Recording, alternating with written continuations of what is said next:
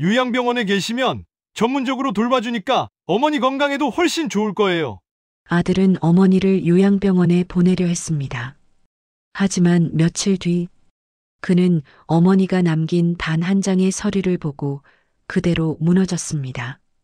그날 70대 어머니는 요양병원 입소 동의서를 받아든 채 말없이 집을 떠났죠. 아들은 대수롭지 않게 생각했지만 며칠 뒤 동사무소에서 한 장의 문서를 받습니다. 그 안에는 어머니가 평생 모아온 수억 원 재산, 그리고 아들을 위한 마지막 한 줄이 적혀 있었어요. 민호야, 힘들 때 쓰라고 모은 돈이다. 버린 줄 알았던 어머니가 사실은 아들을 지켜온 유일한 울타리였던 겁니다. 하지만 진실을 깨달은 그 순간 어머니는 차가운 바닥 위에서 의식을 잃고 쓰러져 있었죠. 그날 아들은 처음으로 울며 외쳤습니다. 엄마, 엄마, 제발 가지 마요. 어머님, 아버님, 오늘도 건강하시고 절대 혼자 아파하지 마세요.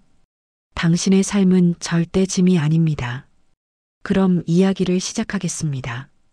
아침 햇빛이 거실 창문을 통해 부드럽게 스며들고 있었지만 집안 공기는 묵직하게 가라앉아 있었어요. 김정수는 작은 걸레를 손에 쥔 채 바닥을 문지르며 아주 천천히 움직이고 있었죠. 아들이 출근 준비를 하는 시간에는 발소리 하나도 내고 싶지 않다는 마음이 늘 먼저였습니다. 싱크대 옆에는 깨끗이 씻어둔 접시 2-여 개가 엎어져 있었고 전날 저녁에 먹던 반찬 그릇이 가지런히 정리돼 있었어요.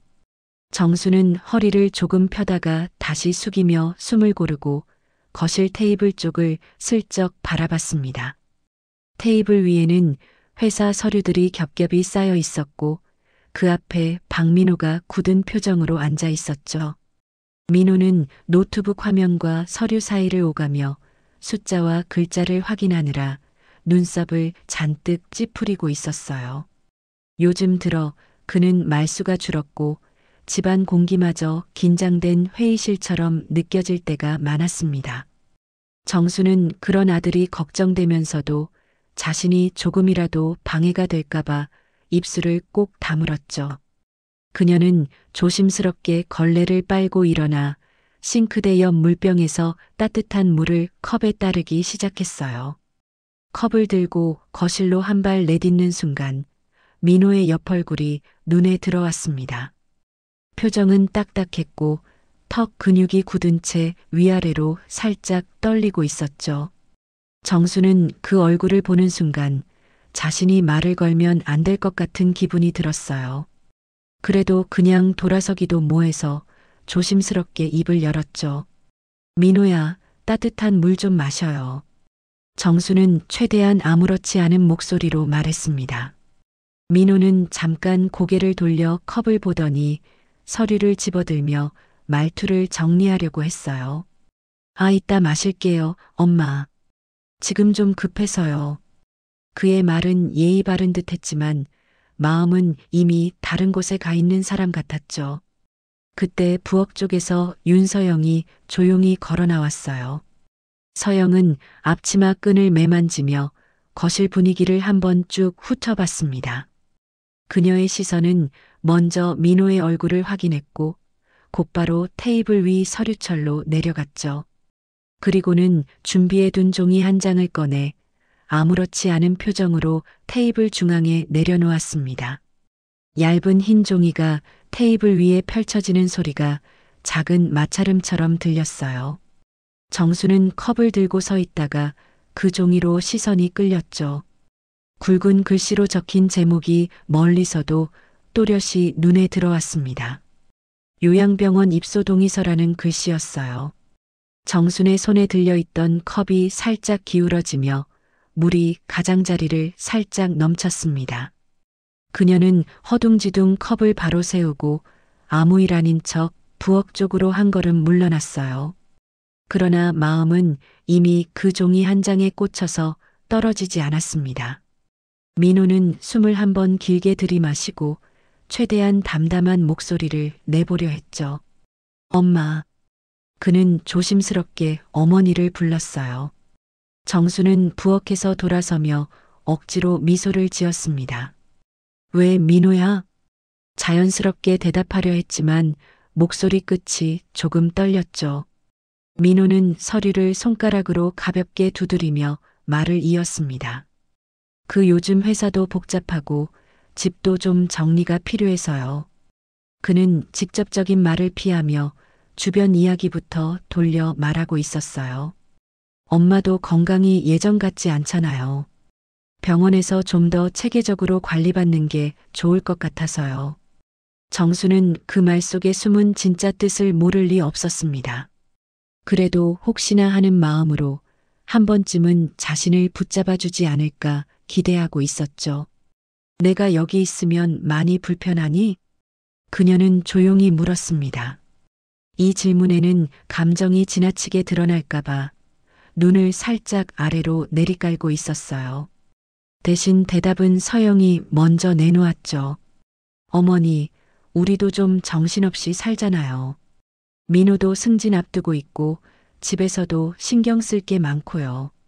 서영은 최대한 부드러운 말투를 유지했지만 문장 사이사이에 정리라는 의미가 분명하게 배어 있었어요. 요양병원에 계시면 전문적으로 돌봐주니까 어머니 건강에도 훨씬 좋을 거예요. 정수는 고개를 아주 느리게 끄덕였어요. 자신이 이 집에서 돌봄의 대상이 아니라 정리해야 할 존재가 된 것 같은 기분이 스며들고 있었죠. 하지만 대놓고 서운함을 표현할 용기는 나지 않았습니다. 그래, 다 너희 생각이 있겠지. 그녀는 그 한마디를 남기고 더 이상 말을 잇지 않았어요. 민호는 잠시 눈을 감았다가 뜨며 서류를 정순 쪽으로 살짝 밀었습니다. 엄마, 이건 동의서니까 한 번만 읽어보고 괜찮으시면 도장 찍어주세요. 그의 목소리는 최대한 차분했지만 손가락 끝이 미세하게 떨리고 있었죠. 정수는 종이를 받아들고 한 줄 한 줄 글자를 눈으로 쫓기 시작했습니다. 입소자 성명 김정순. 자신의 이름이 첫 줄에서부터 나왔고 그 뒤로는 낯선 병원 이름과 기간, 비용, 보호자, 서명란이 이어졌어요.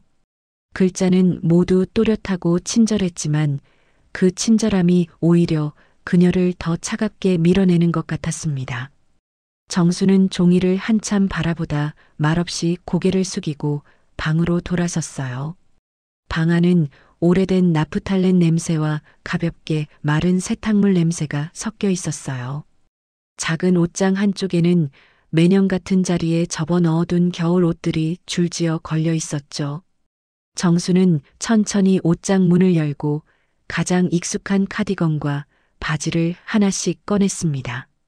손이 옷깃을 쓸어내릴 때마다 예전 날들의 기억이 함께 떠올랐어요.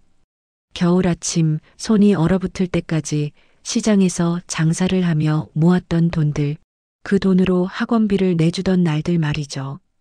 그녀는 오래된 여행 가방을 꺼내 바닥에 내려놓았습니다.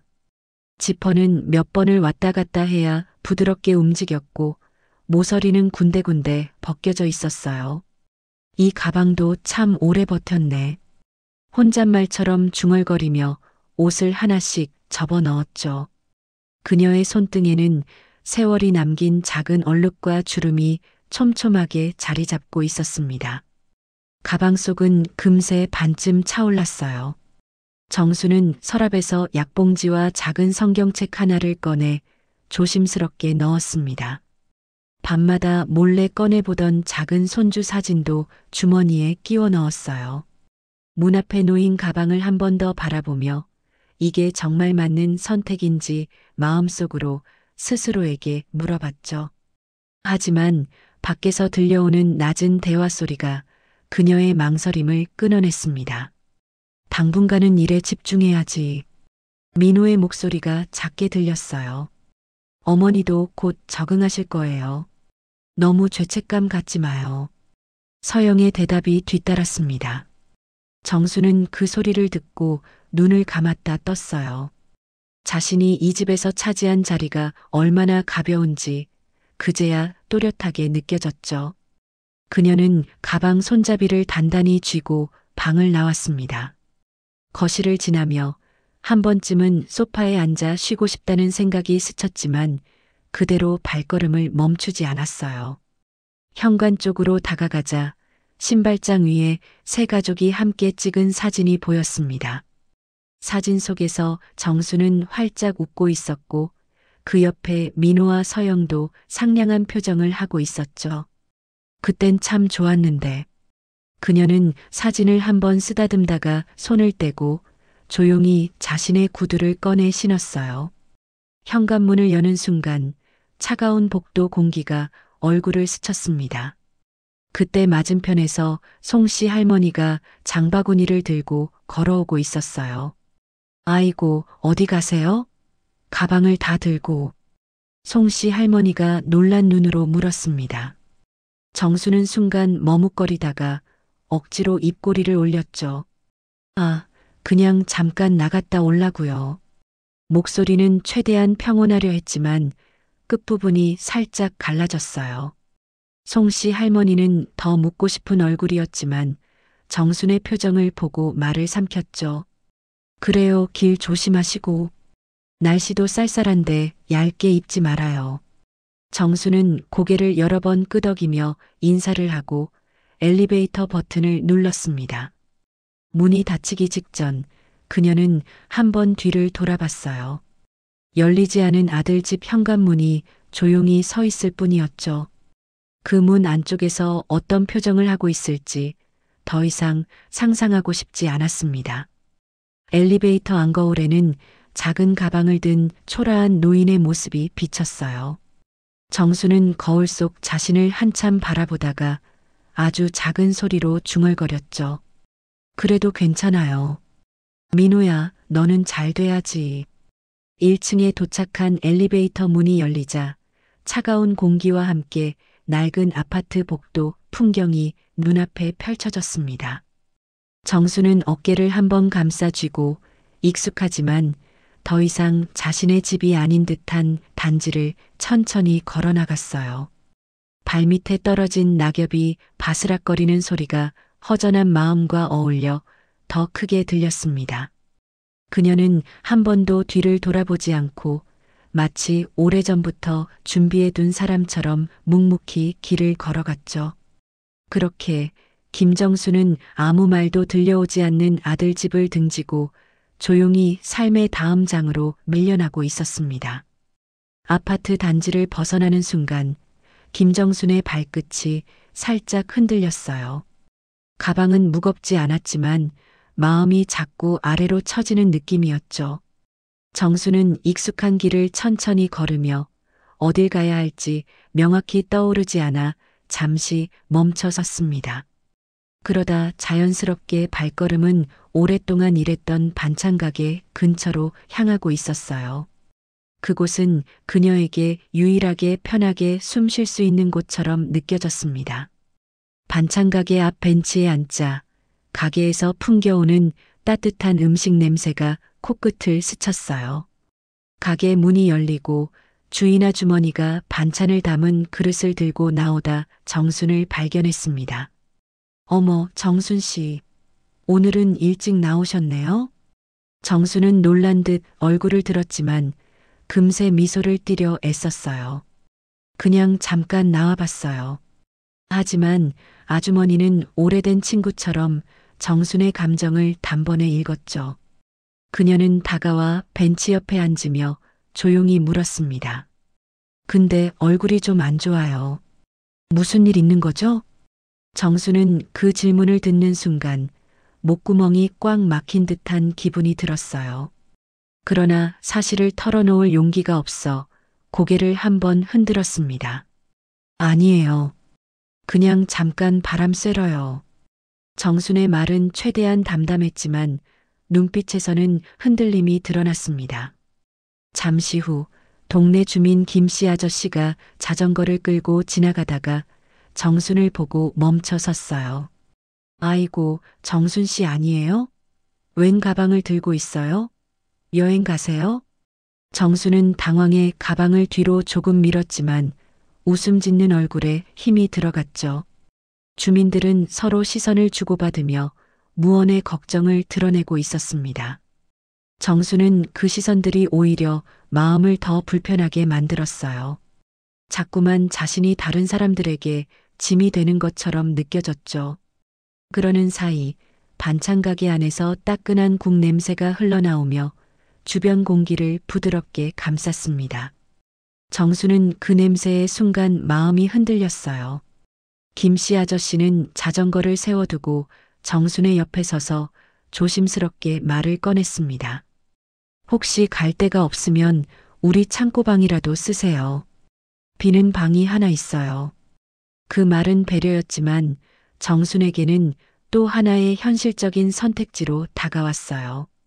그녀는 진심으로 고마웠지만 한편으로는 민호가 알면 어떻게 생각할까 하는 마음도 들었죠. 그러나 지금은 그런 고민을 할 겨를이 없었습니다. 그렇게 해도 될까요? 정수는 작게 물었고 김씨 아저씨는 활짝 웃으며 고개를 끄덕였죠. 그들은 함께 반찬 가게 뒤편 작은 통로로 걸어갔습니다. 좁고 어두운 통로 끝에 오래된 창고 문이 있었어요. 아저씨는 열쇠를 돌려 문을 열었고 안쪽에는 낡은 침대 하나와 작은 탁자, 그리고 오래된 전기난로가 놓여 있었습니다. 정수는 방 안을 둘러보며 가슴이 먹먹해졌어요. 여기 제가 써도 괜찮을까요? 그럼요. 뭐 있는 대로 지내면 되죠. 불편하면 말하고. 김씨 아저씨는 따뜻한 말투로 대답했어요. 정수는 감사하다는 말을 여러 번 반복하며 창고 방 안으로 조심스레 발을 들였습니다. 문이 닫히자 작은 공간 안에는 조용한 공기와 정순의 얇은 숨결만 남았어요. 그녀는 가방을 내려놓고 침대에 앉아보았지만 침대는 눌릴 때마다 삐걱거리는 소리를 냈습니다. 얇은 담요 하나가 놓여 있었지만 바람이 조금만 불어도 금세 추워질 것 같았죠. 정수는 손등으로 담요를 쓸어내리며 마음을 달래려 했습니다. 하지만 몸의 떨림이 쉽게 가라앉지는 않았어요. 이곳은 임시로라도 머물 수 있는 공간이었지만 그 사실이 더 서글프게 느껴졌습니다. 해가 점점 기울며 창고 방 안은 조금씩 어두워졌어요. 전기난로의 불빛만이 작은 온기를 내고 있었죠. 문득 그녀는 아들이 지금 무엇을 하고 있을지 생각했습니다. 자신이 없는 집이 조금은 더 조용해졌을까, 편해졌을까 하는 생각이 스쳤죠. 하지만 그 생각은 곧 가슴을 찌르는 듯한 허전함으로 바뀌었습니다. 저녁 무렵 반찬 가게 아주머니가 김치와 따뜻한 국을 담은 작은 찬압을 갖다 주었어요. 이거라도 드세요. 허기지면 감기 들어요. 정수는 감사하다며 받아들고 조용히 고개를 숙였죠. 한 숟가락 국물을 떠먹는 순간 따뜻함이 목을 지나며 한순간 눈물이 핑 돌았습니다. 그러나 그녀는 급히 눈을 닫고 아무렇지 않은 척 음식을 삼켰어요. 밤이 깊어지자 창고 방 안의 온도는 눈에 띄게 떨어졌습니다. 정수는 담요를 목까지 끌어올렸지만 몸은 계속 떨리고 있었어요. 바깥에서는 간간히 바람이 스치는 소리와 자동차 지나가는 소리가 들려왔습니다.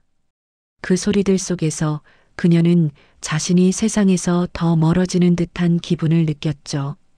그리고 마음속으로 아주 작은 목소리로 중얼거렸습니다. 내가 여길 나오긴 했구나. 그 순간 더 깊은 외로움이 밀려와 가슴이 시리게 아파왔어요. 정수는 그 감정이 무섭게 느껴져서 담요를 꼭 붙잡고 눈을 감았습니다. 하지만 잠은 쉽게 오지 않았습니다. 그녀는 밤새 뒤척이며 앞으로 어떻게 살아가야 할지 생각을 정리하려 했죠. 그러나 생각이 정리되기는커녕 더 복잡하게 얽히기만 했습니다. 그 시간 멀리 아들 집에서는 아무 일도 없었다는 듯 조용한 밤이 흐르고 있었어요. 그 사실이 정순의 마음을 더욱 차갑게 만들고 있다는 걸 누구도 알지 못했죠. 며칠 후 흐린 하늘 아래로 부슬비가 흩뿌리던 아침이었어요.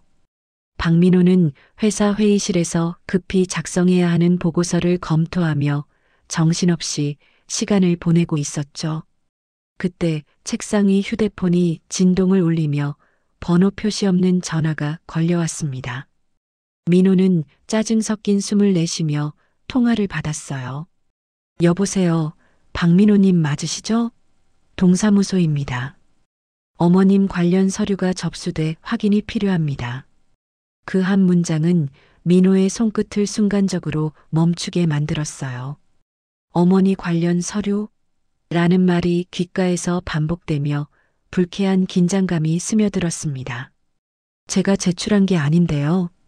무슨 서류죠? 민호의 목소리가 조금 날카롭게 변했어요.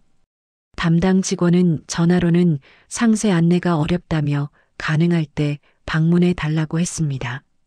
전화를 끊은 뒤 민호는 다시 업무에 집중하려 했지만 눈이 잘 따라가지 않았어요.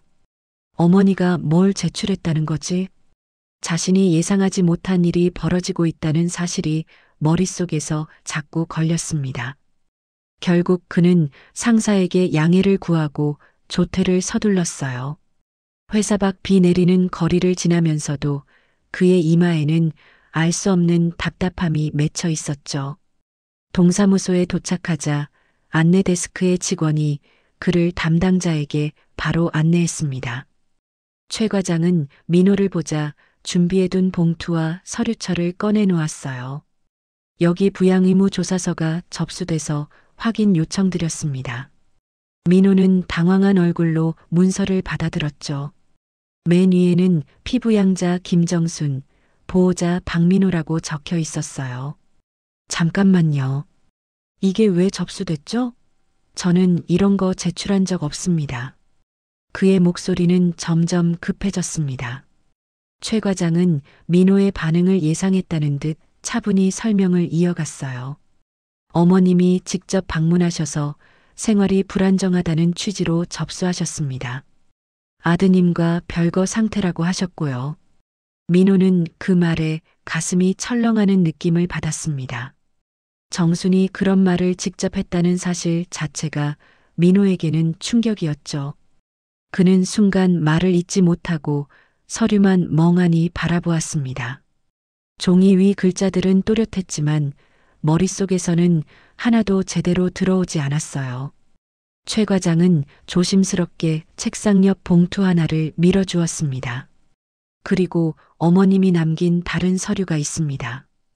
민호는 천천히 봉투를 열었어요. 안에서 나온 것은 오래된 등기부등본과 오래전부터 적금으로 모아온 통장 사본이었습니다. 등기부등본의 주소는 부모가 살던 낡은 주택이었죠. 어머니가 이걸 왜? 민호의 목소리는 떨리기 시작했습니다. 통장 마지막 페이지에는 정순의 손글씨로 적힌 문장이 있었어요.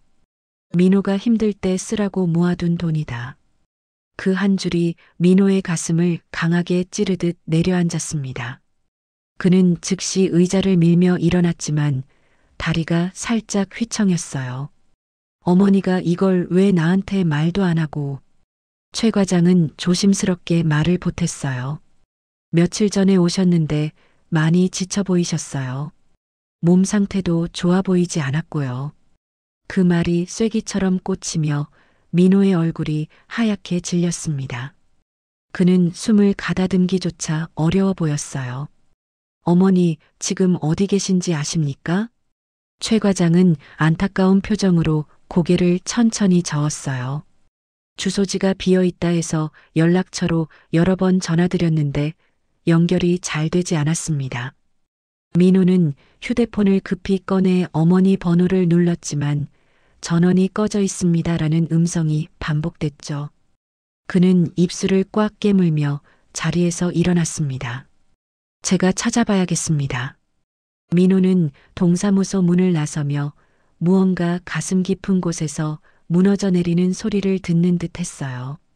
왜 이런 일이 생긴 거지? 지금껏 바쁘다는 이유로 외면했던 어머니의 표정들이 잇따라 떠올랐습니다.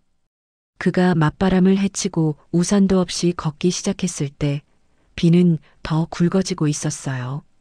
그리고 민호의 마음속엔 알 수 없는 두려움과 죄책감이 서서히 누적되고 있었죠. 박민호는 동사무소에서 나오는 순간부터 가슴이 답답하게 조여오는 느낌을 떨칠 수 없었어요. 비도 잦아들지 않아 옷깃이 젖어갔지만 그는 그것조차 신경 쓸 여유가 없었죠. 그의 머릿속에는 한 가지 생각만 계속 맴돌았습니다. 어머니가 왜 그런 서류를 냈을까? 그 의문을 붙잡은 채 민호는 등기부등본에 적힌 주소를 다시 확인했습니다. 그 주소는 어린 시절 부모님과 함께 살던 오래된 집이었어요. 아주 오래전에 팔린 줄만 알았던 그 집이 아직도 어머니 명의로 남아 있었다는 사실이 믿기지 않았습니다. 민호는 택시를 잡아타고 주소지로 향했어요. 차창 밖으로 흐르는 회색빛 거리들이 민호의 불안한 마음과 겹쳐져 더 어둡게 느껴졌죠. 집 앞에 도착했을 때 그는 한참 동안 문 앞에 서 있기만 했습니다. 예전의 기억이 순간 스쳐 지나갔어요. 부모님이 이 집에서 아침 반찬을 만들고 자신은 그 옆에서 숙제를 하던 모습들. 그 따뜻한 장면들이 지금은 너무 먼 이야기처럼 느껴졌죠. 민호는 흐린 숨을 들이쉬고 집 근처의 부동산 중개사무소로 향했습니다. 문을 열자 작은 종소리가 딸랑 울렸어요. 안에 있던 중개사는 민호가 내민 등기부등본을 보고 고개를 끄덕였습니다. 아, 이 건물요. 요즘 시세 꽤 나옵니다. 지분만 해도 상당해요. 그 말에 민호는 놀라 눈을 크게 떴어요. 그는 어머니가 이 집에 지분이 남아있을 거라고 상상도 하지 못했습니다. 중개사는 서류를 넘기며 최근 문의 기록을 보여주었죠. 며칠 전에 어머님이 오셔서 이 지분을 어떻게 정리하면 좋을지 여쭤보셨어요. 파실 의향도 조금 있으신 것 같더군요. 그 말은 민호의 가슴을 강하게 내려앉히는 한 방이었습니다. 어머니가 자신에게 짐이 되지 않으려고 모든 걸 정리하려 했다는 사실이 너무나 선명하게 보였기 때문이죠. 민호는 입술을 깨물며 의자를 잡고 버텼습니다. 혹시 어머니가 뭐라고 하셨나요? 민호가 낮은 목소리로 묻자 중개사는 잠시 생각한 뒤 말했어요. 아들이 바쁘니 자신은 손을 떼야 한다고 그런 말씀을 하시더군요.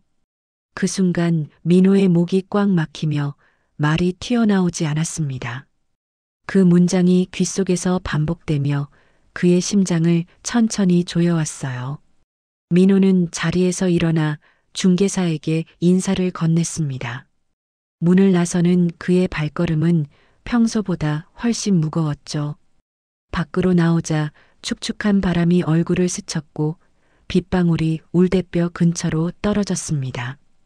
그는 한 손으로 얼굴을 문지르며 어머니에게 전화를 걸기 시작했어요.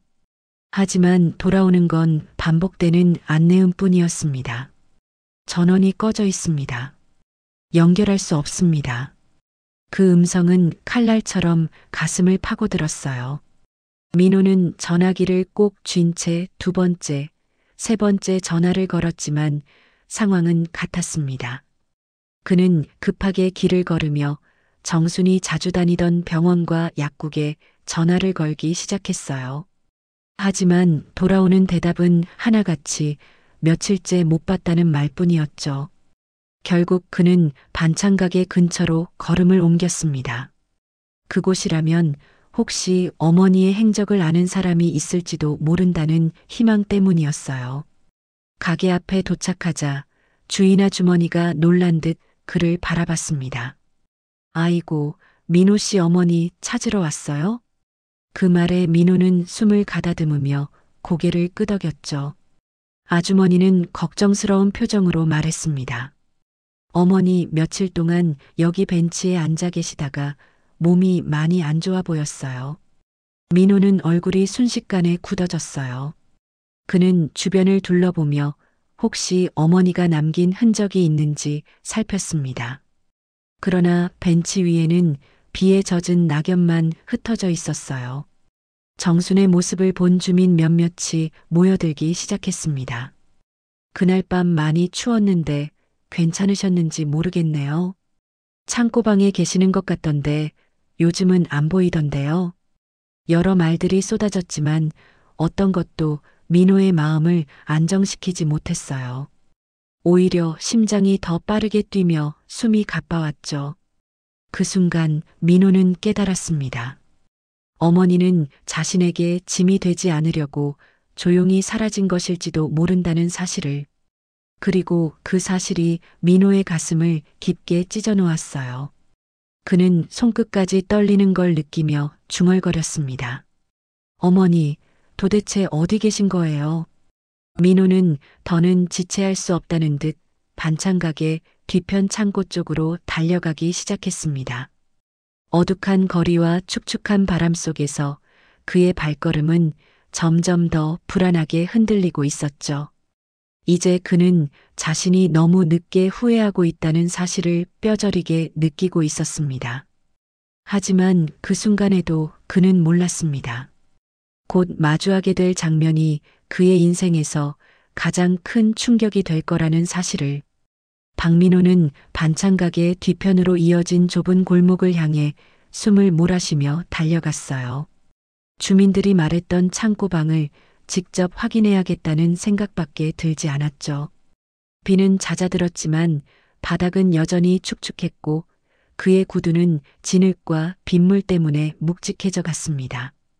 골목 끝에 있는 작은 창고 문은 약간 열려 있었고 바람에 흔들리며 끼익거리며 움직였어요. 민호는 가슴이 철렁 내려앉는 소리를 온몸으로 느꼈습니다. 문을 밀자 차가운 공기와 함께 희미한 냄새가 밀려나왔어요. 그 안쪽 낡은 침대 옆 바닥에 작은 체구가 웅크린 채 쓰러져 있었죠. 민호는 그걸 보는 순간 심장이 멎는 것처럼 멈춰섰어요. 어머니! 목에서 힘이 빠져나가며 거의 끊어질 듯한 목소리가 나왔습니다. 정수는 의식이 희미했는지 눈을 감은 채 아주 약하게 숨만 쉬고 있었어요.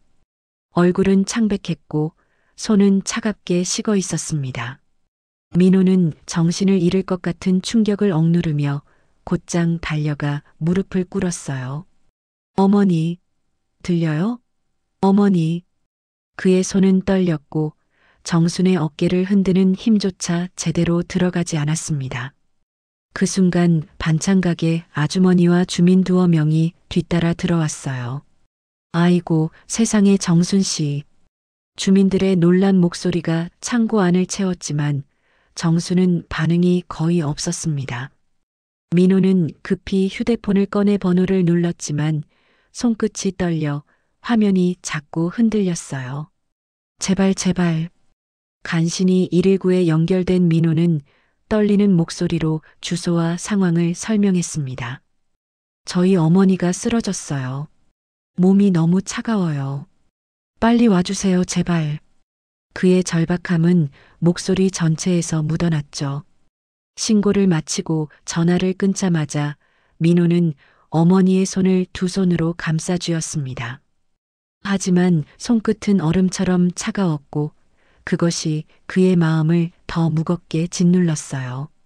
어머니, 제가 잘못했어요. 제발 눈 좀 떠봐요. 잠시 후 멀리서 울리는 사이렌 소리가 다가왔습니다. 구급차의 붉은 불빛이 골목을 채우는 동안 주민들은 창고 밖에서 길을 터주기 시작했어요. 구급대원들이 빠르게 들어오며 상태를 확인했습니다. 저체온증이 심합니다. 영양 상태도 좋지 않네요. 짧은 말이었지만 민호는 그 말에서 자신이 놓친 시간의 무게를 통째로 느꼈습니다. 구급대원은 곧바로 들 것을 준비해 정순을 조심스레 옮겼고 민호는 불안한 눈으로 그 과정을 지켜봤어요. 그의 손은 여전히 떨리고 있었고 눈가는 붉게 물들어갔죠. 서영도 급하게 도착해 상황을 보고는 입술을 세게 깨물며 창백해졌습니다. 어머니, 이게 어떻게? 하지만 말을 제대로 잇지 못한 채 멀리서 지켜볼 뿐이었어요. 정순이 구급차에 실리는 순간 민호는 지체 없이 그 뒤를 따라 올라탔습니다. 문이 닫히는 동안 바깥에서 주민들이 안타까운 표정으로 지켜보고 있었어요.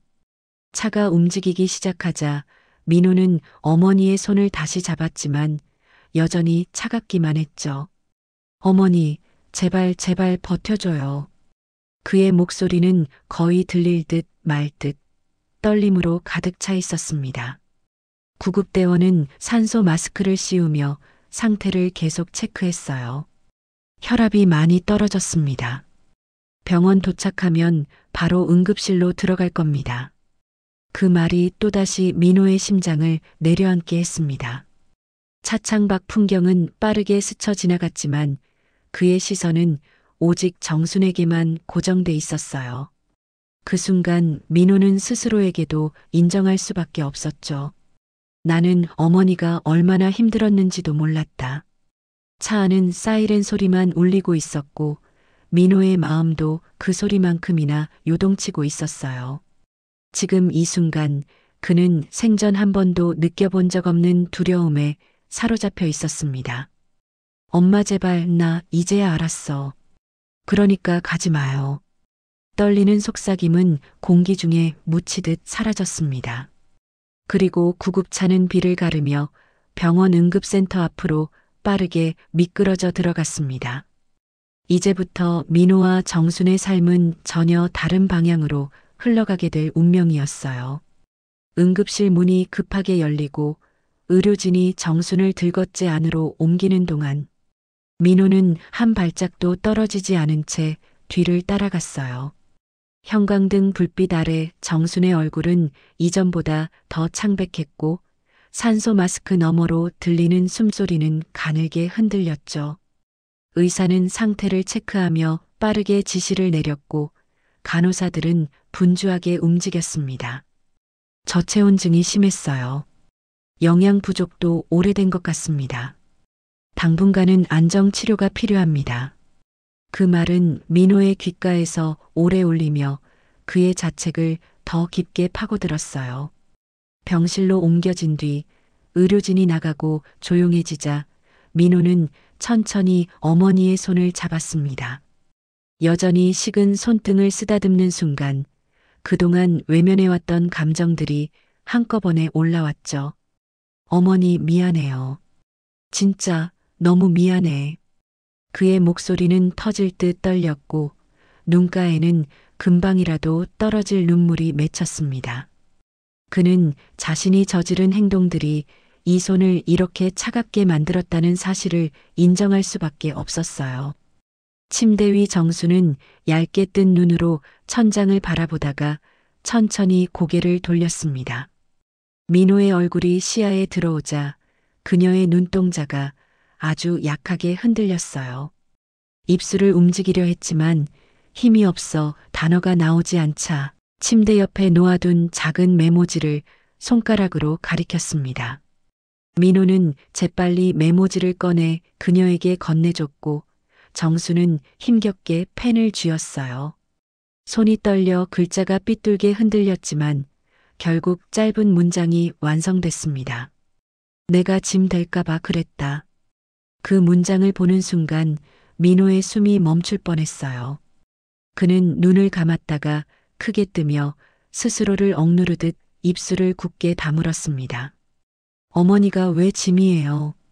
제가 잘못한 건데 왜 그런 생각을 했어요? 민호는 메모지를 꼭 쥐었고 손등을 타고 눈물이 조용히 흘러내렸죠. 정수는 약하게 미소를 지으려 했지만 힘이 없어 눈만 살짝 좁혀 보였습니다.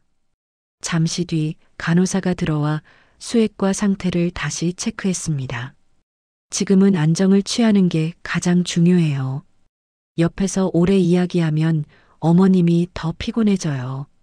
민호는 고개를 끄덕이며 잠시 뒤로 물러섰고 정순을 바라보는 눈빛에는 여전한 걱정이 가득했어요. 서영도 문가에 서 있다가 조심스레 다가왔습니다.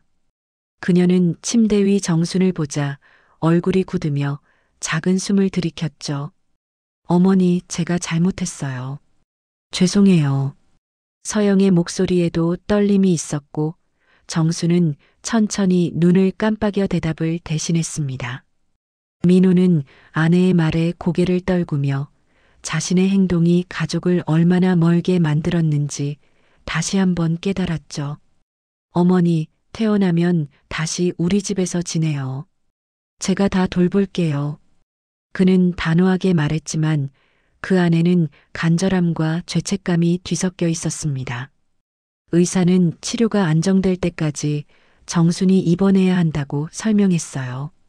민호는 하루 대부분을 병실에서 어머니 곁을 지키며 보냈고 말없이 손을 잡아주기만 해도 죄가 조금은 덜어지는 기분이 들었죠.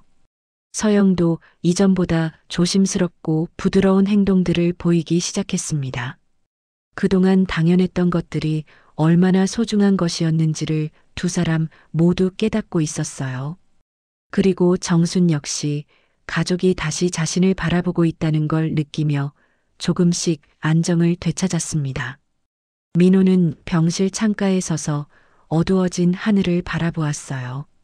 그는 오래전 자신이 어머니에게 그토록 받았던 따뜻함을 이제야 갚아야 한다는 것을 깨달았죠. 이제부터는 절대로 그녀를 혼자 두지 않겠다고 마음속 깊이 다짐했습니다. 민호의 눈빛에는 흔들림 대신 결의가 자리 잡았고 그 옆에서 서영도 조용히 고개를 끄덕였어요. 그렇게 가족은 아주 천천히지만 분명한 변화의 첫걸음을 내딛고 있었습니다. 며칠이 지나 정순의 상태가 조금씩 안정되자 의료진은 퇴원 가능 여부를 검토하기 시작했어요. 민호는 매일같이 직장과 병원을 오가며 어머니 곁을 지켰고 서영도 식사와 간병을 도우며 조용히 행동을 바꾸고 있었죠. 정순이 눈을 뜨고 조금 긴 문장을 말할 수 있을 만큼 회복하자 민호는 가장 먼저 집 정리 이야기를 꺼냈습니다. 어머니, 이제 집에 돌아가요. 이번엔 어머니 방부터 다시 꾸밀 거예요. 그 말에 정수는 가볍게 눈을 내리깔며 작은 미소를 지었어요. 퇴원 날 민호는 직접 휠체어를 밀었고 서영은 조심스럽게 겉옷을 정리해 주었어요. 병원 밖 공기를 들이마신 정수는 잠시 눈을 감고 깊게 숨을 들이켰죠. 바람이 차가웠지만 그 안에 담긴 살아있음이 조금은 위로로 느껴졌습니다. 차에 오르는 동안 민호는 한순간도 어머니 곁을 떠나지 않았고 시트벨트를 매며 부드럽게 말했죠. 이제부터는 제가 지켜드릴게요. 절대 혼자 두지 않을게요. 집에 도착하자 정순이 떠나던 날과 달리 현관 앞이 따뜻하게 정돈되어 있었어요. 민호는 새로 마련한 실내 슬리퍼를 직접 신겨드렸고 서영은 조용히 손을 잡아 거실로 안내했습니다. 거실 한편에는 정순을 위한 작은 안락의자와 담요, 그리고 옛날 사진이 걸려 있었죠. 그 풍경을 본 순간 정순의 눈가가 살짝 흔들렸어요. 이게 다 뭐냐? 그녀의 목소리는 약했지만 마음 깊은 곳에 감정이 실려 있었어요. 어머니가 편하게 쉬실 수 있게 준비했어요. 민호는 떨리는 목소리로 대답하며 어머니의 표정을 조심스럽게 살폈습니다. 정수는 방으로 들어가 침대에 앉아 주변을 살펴보았어요. 침대맡엔 작은 조명과 물컵, 약통이 정돈돼 있었고 서랍에는 따뜻한 옷들이 가지런히 놓여 있었죠. 이제 여기서 편히 지내요, 어머니. 서영이 부드럽게 말하자 정수는 잠시 그녀를 바라보며 고개를 천천히 끄덕였습니다. 그날 오후 소식을 들은 동네 주민 몇 명이 집으로 찾아왔어요. 문을 연 민호를 보며 모두 놀란 표정을 숨기지 못했죠. 아이고, 정순 씨 많이 좋아지셨다니 다행이네. 가게 아주머니는 따끈한 반찬을 들고 와 주방에 내려놓으며 연신 걱정을 쏟아냈습니다. 정수는 소파에 앉은 채 수줍은 듯 웃으며 고개를 숙였어요. 김씨 아저씨도 창고방 열쇠를 들고 찾아왔습니다. 이건 돌려드리려고 왔어요. 덕분에 큰 도움 받았습니다. 정수는 그 열쇠를 두 손으로 받으며 말없이 눈을 적셨어요. 납작한 열쇠 하나가 이웃의 따뜻함이자 자신의 외로움이었던 시간을 떠올리게 했죠. 민호는 그 모습을 지켜보다 조용히 깊은 목례를 했습니다. 이웃들이 돌아간 뒤 가족은 작은 식탁에 둘러앉아 간단한 저녁을 먹었어요. 오랜만에 함께하는 식사였지만 분위기는 전보다 훨씬 부드러웠습니다. 서영은 반찬을 옮겨 담으며 정순의 식습관을 챙겼고 민호는 천천히 밥을 뜨는 어머니를 미소로 바라보았죠. 정수는 말은 적었지만 표정에는 이전보다 따뜻함이 조금 더 묻어나고 있었어요. 식탁 위 조용한 웃음들 사이로 가족이라는 이름이 다시 이어지는 느낌이 퍼져갔습니다. 저녁 식사가 끝난 뒤 민호는 어머니와 함께 거실에서 잠시 이야기를 나눴어요. 그는 이전처럼 바쁘다는 이유로 사라지는 사람이 아니라 곁에서 함께하려는 모습으로 변해 있었죠.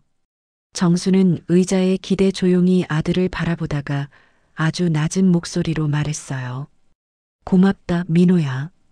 그 짧은 말은 그동안 쌓여있던 감정들을 조용히 풀어내는 듯 했죠. 그날 밤 정수는 오랜만에 침대 위에서 안정된 숨결을 내쉬며 잠에 들었습니다. 창밖에 가로등 불빛이 은은하게 들어와 방 안을 따뜻하게 비추고 있었죠. 민호는 방문을 살짝 닫으며 어머니가 편히 잠드는 모습을 확인하고 조용히 미소를 지었습니다. 그는 마음속 깊이 절대로 다시는 그날 같은 일을 만들지 않겠다고 다짐했어요. 그리고 그 다짐은 그의 삶 전체를 조용히 바꿔놓기 시작하고 있었죠. 며칠 뒤 창문 틈으로 따뜻한 햇빛이 스며드는 한낮이었어요. 정수는 천천히 일어나 거실로 나와 앉아 있었다가 갑자기 무언가 떠오른 듯 방 안으로 돌아갔습니다. 오랫동안 서랍 깊숙이 넣어두었던 작은 나무 상자를 꺼냈죠. 손바닥만 한 그 상자는 세월의 흔적이 남아 있었고 모서리마다 색이 조금씩 발해 있었어요. 정수는 조심스럽게 뚜껑을 들어 올린 뒤 그 안에 담긴 것들을 한참 바라보았습니다. 잠시 후 민호가 방문가에 나타났어요. 어머니, 뭐 하세요? 그녀는 상자를 들고 거실로 천천히 걸어와 탁자 위에 올렸습니다. 민호야, 이거 너한테 줄 게 있다. 정순의 말투에는 결심과 애틋함이 동시에 실려 있었죠. 민호가 상자를 열자 오래된 사진 몇 장과 함께 봉투 하나가 들어 있었어요. 가족 사진 속 어린 민호는 활짝 웃고 있었고 그 옆에서 젊은 정수는 따뜻한 눈으로 아들을 바라보고 있었죠. 사진을 넘기던 민호의 손끝이 잠시 멈췄습니다.